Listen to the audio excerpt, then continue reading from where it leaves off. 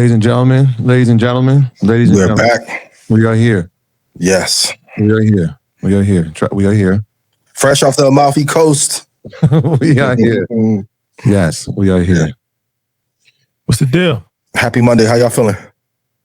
Good, man. How you feeling? Good. Just quick public service announcement real quick.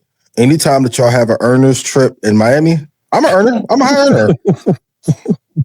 I'll text AP like, I forgot it was Sunday. Me and Zayn would have went. But Zayn was on Instagram on my page.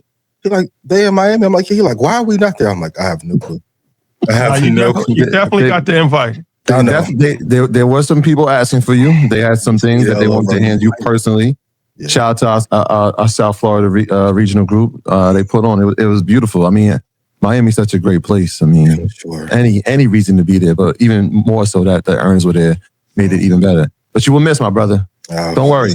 I missed out too. I see the hat, man. Let's buy her flowers. I love it. Yeah, my mom's birthday in April, so I gotta send 8 dozen. You know what I mean? I thought it was our last show in Women's History Month. Shout out to all the women. Oh, that too. I love that. Shout out to women. There we go. Yeah, there we go. Everything good? Yeah, everything amazing, man. Everything is great. Got a little cold, but I'm happy to be here under the weather, but on top of the world, you know. So God is good. I can't complain. Shawty, how you feeling? You in the royal purple with the shades on, fresh off the boat. French Montana, you know what I mean? Y'all saw the boat? You know how it go. It is what it is. Oops. It is what it is. But yeah, shout out to everybody in Miami. We had a dope EYL University event. We've been doing these events all over. So in EYL University is more than just, classes. It's actual physical community as well. So South Florida was the latest stop. Miami, man, it was amazing. Shout out to everybody that took part in that for sure. So a couple quick updates. Shout out to Alicia Little, the queen of AI. Mm-hmm. We're going to be doing her business summit online event, and that's a 3-day virtual event, and that's I believe it's on April 3rd, starting at 12. So get your tickets to that. That's an online event, and then also shout out to the Buddy White Project. Yeah, you want to talk about that? Yeah, Hometown Heroes is something that and shout out to my boy Sonny. They've known us for a long time, 9146 together. So it's a dope event. It's it feels like 2026, the flowers are coming from a local standpoint. So we got a celebration on May 1st, black tie event. So we will be sharp. That is the standard. And we're looking forward to it, man. So definitely pull up on us if you're interested. I'm sure we got some information and flyers about it, but I'm looking forward to that one, man. Shout out to 914. Yeah, that's going to be dope. Go to the Buddy White Project on Instagram. Mount Vernon. Yeah. Shout out to Mount Vernon, man. Money making Mount Vernon. EYL, we back this Thursday. Very important episode.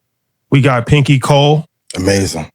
It's a lot going on as far as a lot of speculation, a lot of rumors. And last year she had an issue that she went through as far as her company. She had to buy back the company. This year she got a lot going on as far as the bankruptcy. Very vocal about that. Mm-hmm. There's been rumors that she lost her home. It's a lot going on. So, whenever there's a lot going on, you got to talk to EYL. So, salute to Pinky, man. Real Housewives of Atlanta. Yep. She's a fighter. She's going to fight through it all. But if you want to know the real and get a real education, because we do go over bankruptcy and why she filed for bankruptcy. And we talked about the house and did she actually get evicted? What does that mean? We went through the whole gambit. Mm-hmm. And we got another surprise for you guys in the works with her as well. But tap in. Yeah. Tap in this Thursday at 12. And then, of course, Blackout, everybody's favorite show, Blackout. We back at 9 o'clock Eastern Standard Time on Wednesday.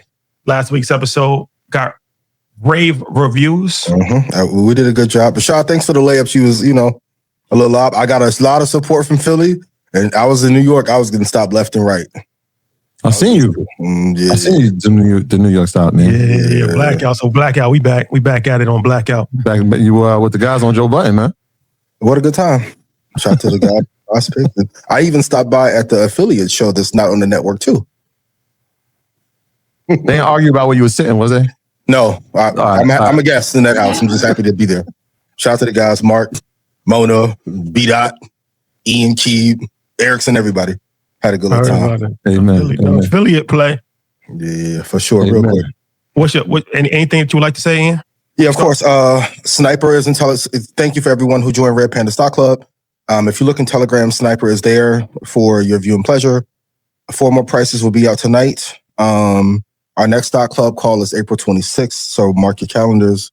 And I will have slides out for the members of Stock Club tomorrow, giving you my investment facts of the week. If I made you money, please put yes in chat. And kudos to everybody I had a chance to sit down with last week. Joe, Amani, Zoe, an affiliate show. Appreciate you. And some apologies were given too. Shout out to Yomi for being there with me the entire time. Shout out to Yomi. Who's the affiliate show? Blackout. Blackout. Okay. Blackout. Mm-hmm. But the rumors were true. What we thought behind the scenes, it was true. Okay. You know I love you guys. I was told to say these things. I was like, oh, okay. Really? Oh, man. Okay. All right. What's going on? What's going on? I got to see the intro again or no? No. I think you uploaded the slide. It's all good. We're good. Okay. We're good. Yeah. What's the trading tip of the week? I was having a great conversation today. And I know there's a lot of fear in the market, but just because there's more volatility in the market doesn't mean it's time to take more trades. Like some of you are having arguments with your business partners, your husbands, boyfriends, girlfriends, wives before you're trading. Just because there is a precipitous incline in volatility and information, don't deviate from your 12 trades per year. Like if you're trading futures, if you get 12 good trades, you should hit 1,000 to 3,000% return. Trading has considerable risk. Please consult your advisor, consult your broker statements, etc. Right? But some of you are taking one great trade, winning, and then saying, "Oh, let me do this 3 more times to make up for the misses I had before." And now you're giving all your gains away, or even worse, blowing your account. So just because we have more volatility, it does not mean to take more trades. Less is more. I know it's a thing you don't want to hear, but for those of you who have taken 30 to 40 trades in a month, did it work for you in your favor? Even though we having these issues week to week, we've been 30 days into the war. The people who've made the most money are the ones who held their trades for the longest. Less is more. Just because there's more volatility, don't trade more. You can do whatever you want, but if you lose, you deserve to be broke. Back to you, Rashad. You definitely deserve to be broke. It's interesting because it fits in that same realm of overtrading. I think especially for us, when we talk about long-term trading, yep. I always say that the best asset is time. Absolutely. So if you're trading options or you're buying equities or indexes, ETFs, buy time. Mm-hmm. Buy time. I know, and I got a few texts about it. Like, man, my account is hurt. It's hurt. I'm like, this is week 5 of a war. Yeah, and you're going out a week and a half or 2 weeks. If you went out a year, you would be fine. So buy time, it's important. And then when you start to see your account go in a different direction, right? This is why having that plan before you enter any position is important. Having that stop loss is important. Understanding there's going to be pullbacks. Understanding, hey, where am I taking my profits at? All those things are important, and they become even more important when there's volatility. But like I said last week, if you can find clarity in this uncertainty, there's going to be some opportunities for you to make money if you have a long-term vision, which is why buying time is vitally important. So my thing would just be buy time. Buy time. It will always work in your favor from a long-term perspective and even from a leap perspective as well. The Sunday market jump has been a relatively new thing for most traders. The move is not always going to present itself. I remember maybe even 8 years ago, I would always look at natural gas on Sunday evening, and you kind of want to force a move. If it's not there, go to the London. If it's not there, go to the American close. But some of you are wasting great volatile situations, burning through your account, not being disciplined. Like somebody today was like, "Oh, I went long. Why did I get chopped?" I'm like, what news is positive for you to go long? It's tricky because I understand it, and I've had this question as well. When you're watching Sunday night and you start to see the futures market for the Dow, the Nasdaq, and S&P. Even last night it was like negative, and then you wake up and it's positive, and the Dow's up 300 points on news that there might be an end to it. And I feel like we've been recycling the same thing for the past 4 weeks. Yep. Sunday night, it's we're close. We're going to do this.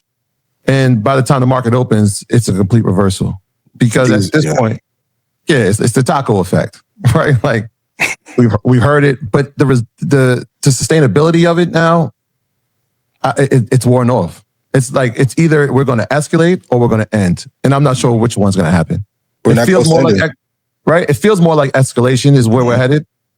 But then you'll hear reports today saying, "Hey, we're pretty close to a deal," and then by 9:45, the other side will say, "We've never even spoken to them. There is no deal." Yeah, so it's very confusing, and I understand people's appetite. They're like, "Wait, I don't even know what to do." Sit on the sideline. Buy your time. And Rashad, real quick before you go, can I give you guys an indicator that the market is not good? Bill Ackman gets on Twitter and tells you what to buy again, like in 2020. Hey, Fannie and Freddie are a great investment. Whenever Bill Ackman comes out and starts to front run the news and tries to act like Wall Street Jesus, we may see a turnaround soon, but that's usually not for the public's benefit. Remember when he went on CNBC and almost cried?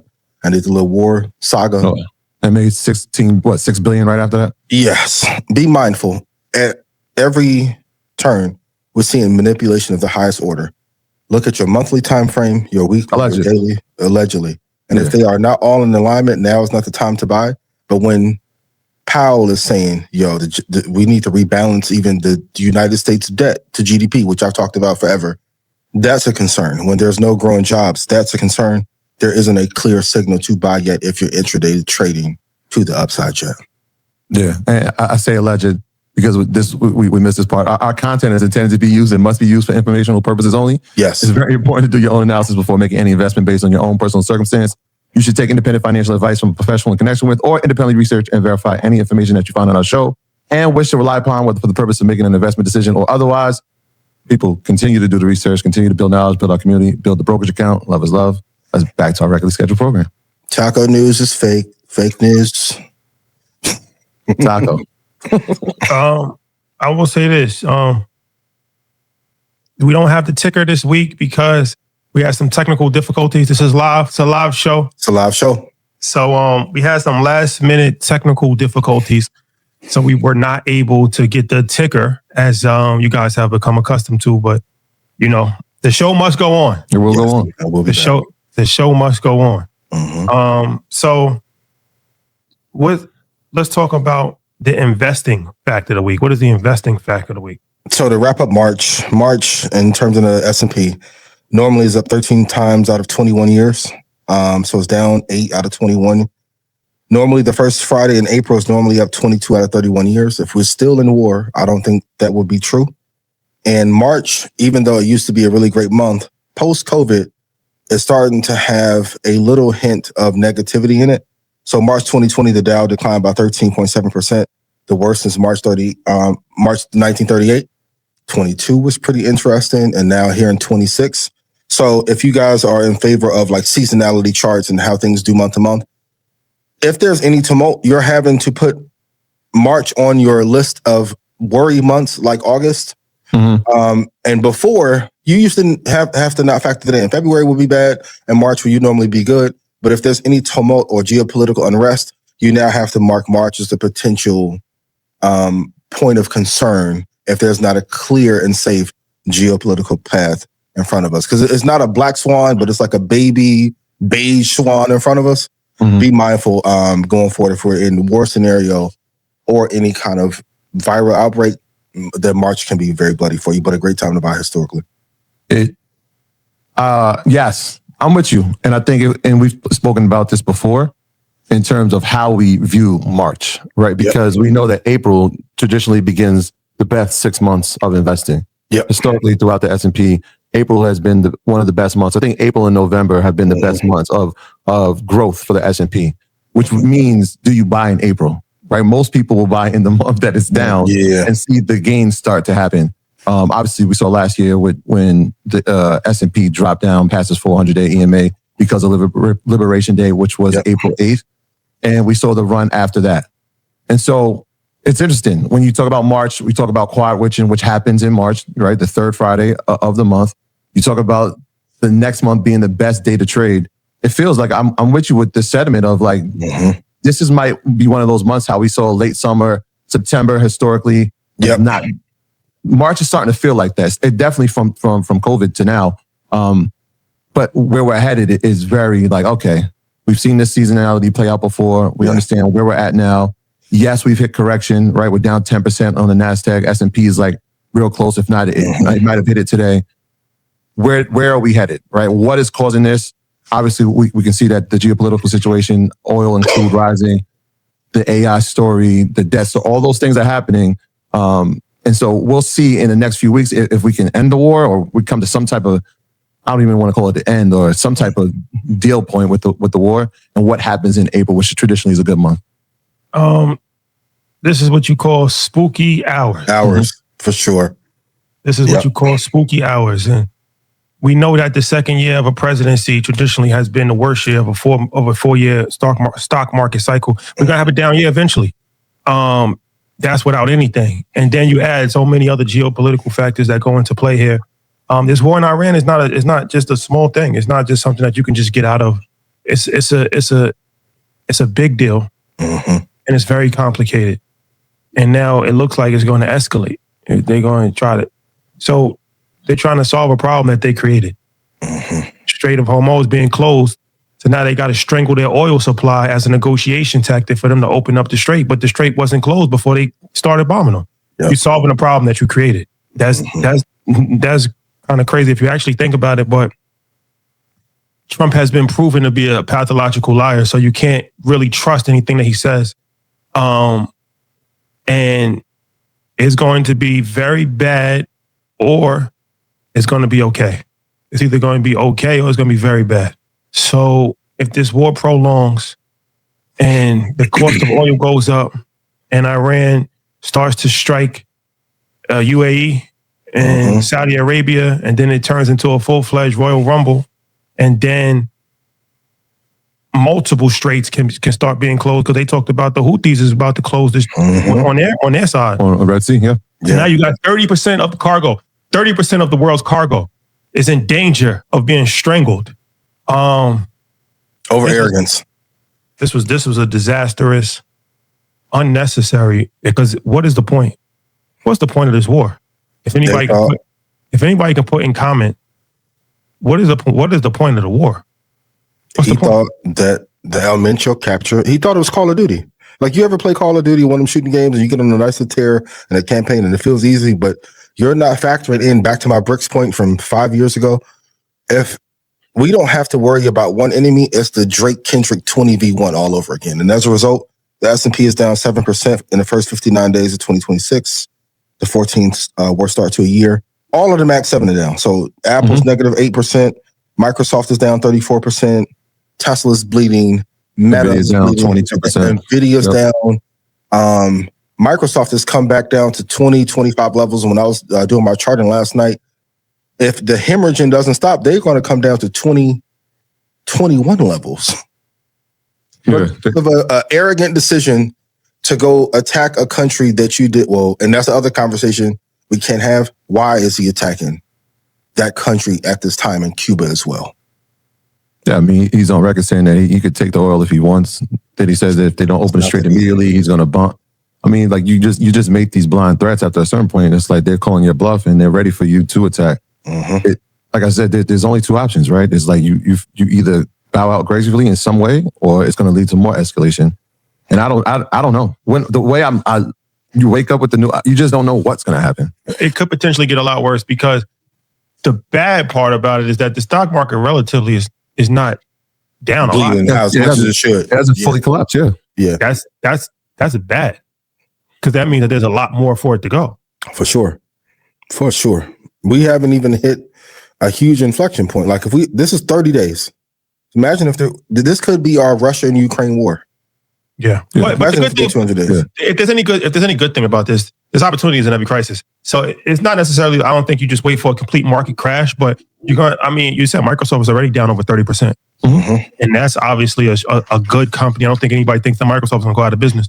So you're going to get buying opportunities for sure. Long-term buying opportunities in solid positions. So, you have to be ready as an investor, because this is what you wait for is, strong assets to go down pretty dramatically, so you can buy at a low point. So That's one of them. There's few others, but that doesn't necessarily mean that we can't see a prolonged situation if this war continues. Yeah, it definitely, I mean, it's there. But like you said, the other side of it is like when people see those 1,000% or they see those 600%, this is where they're birthed. For sure. Right? This is the origin story of those type of gains. How? Well, we've watched things depreciate. We got solid companies. They've hit thresholds that we already said that we set as our metric, and we took advantage of it, right? And I'm not saying that we took advantage of anything that had to do with the war, but solid companies, like you said, every one of the Max 7s is down at least dramatically 17% at the minimum. Microsoft leading the way at 33%. These are solid. These companies aren't going anywhere, right? We know that. What we've experienced is the beginning of week 5 of some pullback, right? From some of the people who just started investing maybe in 2025, this is the first time they've seen a correction.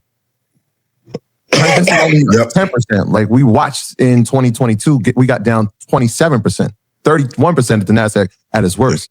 So there can be more pain. I just don't think that technology is causing it, right? Like regional banks isn't. There are some factors that could be alarming, but we know what the factor here is. And there's no clear answer for it, which means uncertainty, which brings more volatility. A lot more chaos. Yeah. We watched the VIX go down to 24 last week, and then boom, right, we're back at 31. Like that volatility index is peaking. It's just a really, really, really interesting time. But I will say this before we move on to the next topic, because I don't think most people have not experienced a full bear market. We had bear market, but it wasn't. 2008 was a bear market. That was a global economic crisis. That's when stocks was down 45%. That's when people started to commit suicide.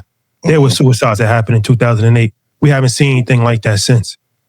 I experienced 2008. I came into the business. I came into the business as a financial advisor in 2008, actually, like 2 months before everything fell apart. That's how I started my career. And I was investing people into the stock market then.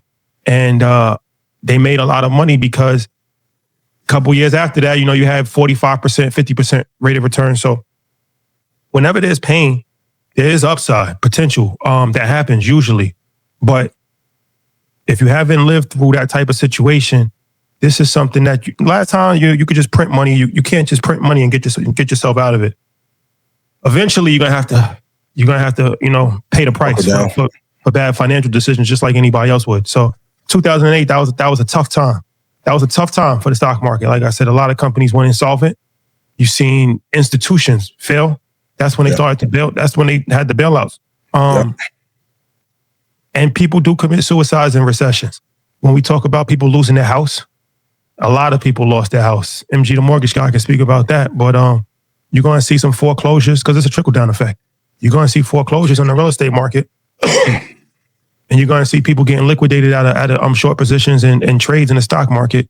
And you're going to see 401ks go down. But hopefully it doesn't have to get to that point. Hopefully Trump will do the right thing and we can reverse course. But do the right thing? That's not been the historical take.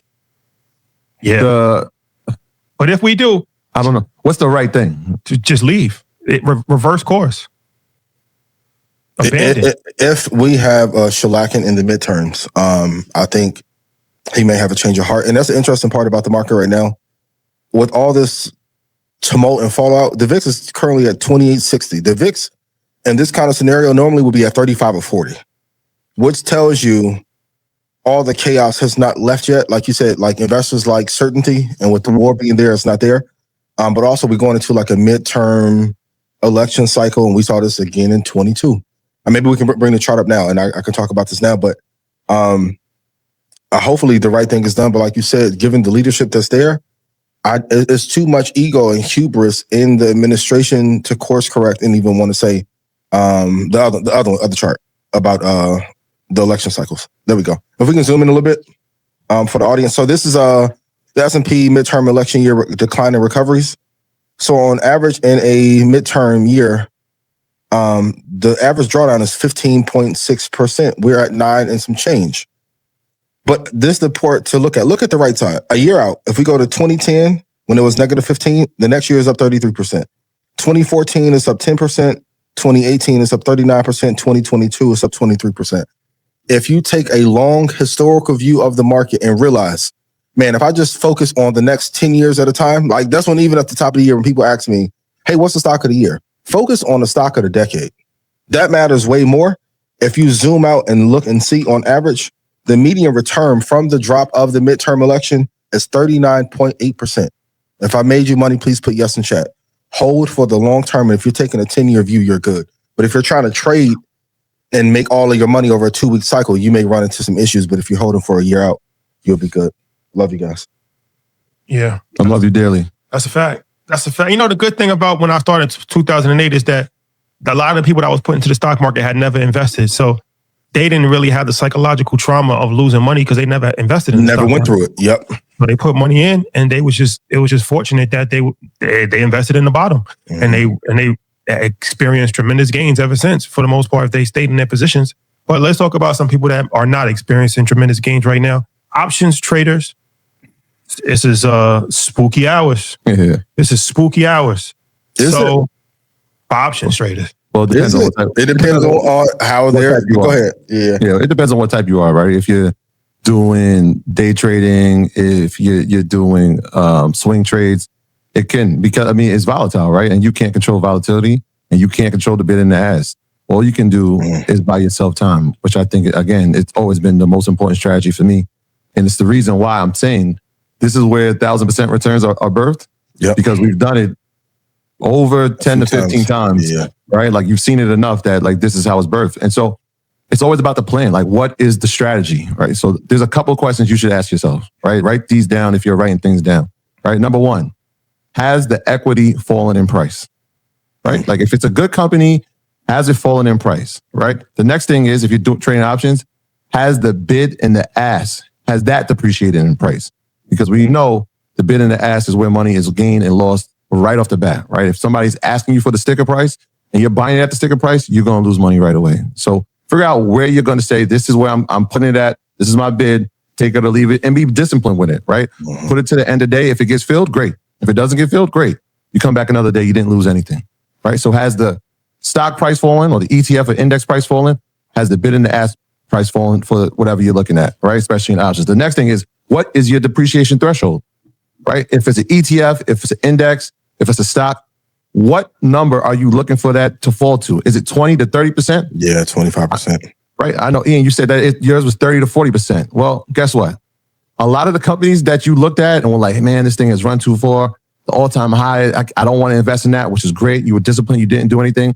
Well, some of them now falling 20 to 30%. We just talked about Microsoft falling to 34%. Right. So we got the depreciating asset itself. The next piece is, has the option contract depreciated? What's the threshold there? So if the stock itself is falling 30%, what do you think has happened to the option contract price? That's falling too. So what's the threshold there? Is it 30 to 40? Is it 40 to 50%? I'm looking at contracts now that are down 50 to 60, some of them 70%. Solid companies, right? Micron fell 30%, the stock. What do you think has happened to those contracts? Those are falling down. So what do? All right, let's find where they've depreciated and met that threshold. Check. Met that threshold. Check. Is it a solid company? Check. Do I understand the story? Check. Can I buy myself time? Right? Because we're only in week 5. What is this going to look like in 2028? What is it going to look like in June of 2027? Right? Yep. Right. What will we see? Well, you think it'll still be trading in the 300s? I told you, I believe it's going to be a $400 company. If it hits 500, I wouldn't be surprised. Right? Those are the important steps. Now, in times like this, when we're starting to see corrections, we're not going for individual stocks anymore. I told you when we had Liberation Day last year, I said, look, let's go what we know. Run to safety. Find indexes, find ETFs. Yep. So what do? Okay, well, we still believe in tech. We still believe in the semiconductor story. SMH is an ETF. Now, if you look at how it's performed this year, it's down 10%. Okay, perfect. NVIDIA leads it. TSM is in there. We know how important those are going to be. Micron is number 3 in there. Broadcom is in there as well. Solid companies, all in the top 20 companies in market cap. We like that as an ETF. There's an opportunity there. Why do we do ETFs? Because the depreciation isn't as great as if we did an individual stock. Micron pulled down 30%. I just told you that SMH has pulled down 10%, right? There's a 20% difference in there. So it doesn't feel as severe as it does if you invest in an individual one. Well, what other ETFs are moving? We talked about this maybe a year ago. XLU, let's look at our utilities. Yeah, XLE. Right? Yep. Well, I was going there. I was going there. Let's look at our energy ETF. So XLE, XLU. These ETFs obviously have the most solid companies. And why do we know? Because we can see what's inside the allocation and how they're moving, right? The percentage of which companies are leading, that changes. When we see times of uncertainty and volatility, run to safety, right? So we get ETFs, we get indexes, and then we just wait it out. We start to see trend lines move. We start to see EMAs move. Okay. We start to see some candles turn green on a daily. We have something. Once that trend line starts to move forward, right, and we can figure out where we're going with this conflict, I think we're going to be in for a positive year. And for everyone in November, December, January who was asking, when are we going to get a crash? We're here now. Are you taking advantage of the thing that you asked and prayed for?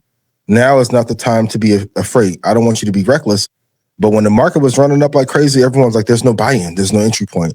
There are hella buy-ins on some of the best companies in the world and some shitty ones as well. Stay away from those. But if you are buying great companies at these prices, you'll be fine in a year. Zoom out to a year and just look historically, especially, Rashad, as you illustrated, these midterms are always tough. I think this year will be one of the rougher years as well. But I don't see a year to date going back to 1950 in my notes where there was not a positive return a year later. What are you afraid of? Follow the data. Yeah, and just for like the people who are learning technicals, I think it's important. Like having those EMAs is important. Putting your Bollinger Bands is important. So you can almost see where the trend line is going to go, right? Like we watched some of these things hit their 200. Look, it ran through it. It didn't have support there. It fell down. All right, well, where's the next EMA? If we had it at 72, where's the 100? If it falls below the 100, where's the 200? Okay. What's 200? Where's the 400? Where's the 400, right? Yeah. And so we can kind of start seeing where it's going to fall from, right? If you even pull up a chart of the S&P, and I think you're going to talk about it, but you can see a trend line happening here. Absolutely. So when we're saying like, hey, there's still some more room to go on the negative side here, great. But look at the returns after we hit that 400. Absolutely. Or look at the returns after we hit that 200. That's what you got to be keen on and not be so nearsighted when you're investing, right? Like we get into like these negative ideas when we see a pullback, super nearsighted. Oh my gosh, my account. Come back in 6 months, come back in a year, and let's see if we have the same conversation. All the great investors are salivating. If we can pull up the chart really quick that I sent in, and this is really important to keep your eyes on. I talked about crude last week, and I want to come back to it really quick for a different level and expectation. The other chart. I got you. Thank you. So the level up there, if you look, so currently oil is at 105.89. That level in the green above is at 123.86. When I kept saying this reminds me a lot of 2022, I'm not just saying it and to be entertaining or sensational, and then all of a sudden oil ticks up. That's the level I'm looking at to see, okay, if we go there and then VIX goes to 35, the stock market is going to buy out, but it's going to be a generational buy. Like in order to have generational wealth, you need to hold for a generation. But when you have these generational buying opportunities, you can't let them pass you by. So that 2022 level was at 123.86. I hope we don't breach that level, but it is our job as investors for when anything catastrophic ever happens to be prepared to take action and know what key levers there are in the economy to know when to buy. That 123.86 level is a clear indication of when to buy. It may take a little bit longer than 2022 did to turn around or April of last year to turn around. But I guarantee if you zoom out a year or in 2 years, you're going to look back at this like how you did April of last year or 2022 when it was a historical buying opportunity. So these are some of the levels that I'm looking at to get an idea of where to be able to buy stocks. So you can use the VIX, you can use the crude. For my options traders, you should look at VVIX. That will tell you the volatility in the options market as well. So you can go look, VVIX currently is at 127.84. In 2022, it got to 192.49. We're not close to that level yet, but when we're hitting these all-time high or decade inflection points, the market is going to fall apart, but that's a really great buying opportunity for you. Yeah, that was crude, that chart just now, yeah? Yeah, that was crude. Yeah, I'm going to give them the homework assignment. I know, remember you used to give out the homework assignments? Yep. All right, so here's the homework assignment. Listen the first time. That's the Back to first, you, sure. Listen the first time, right? But sure. If we look at where the 400 EMA is on the daily for the S&P, right? Like I said, 62.18, right? We're not there yet, but you can see a scenario where we get there, right? We're not there. But the last time it touched the 400-day was on April 8th, right around Liberation Day. Look at the appreciation gain from April 8th till now. Till now.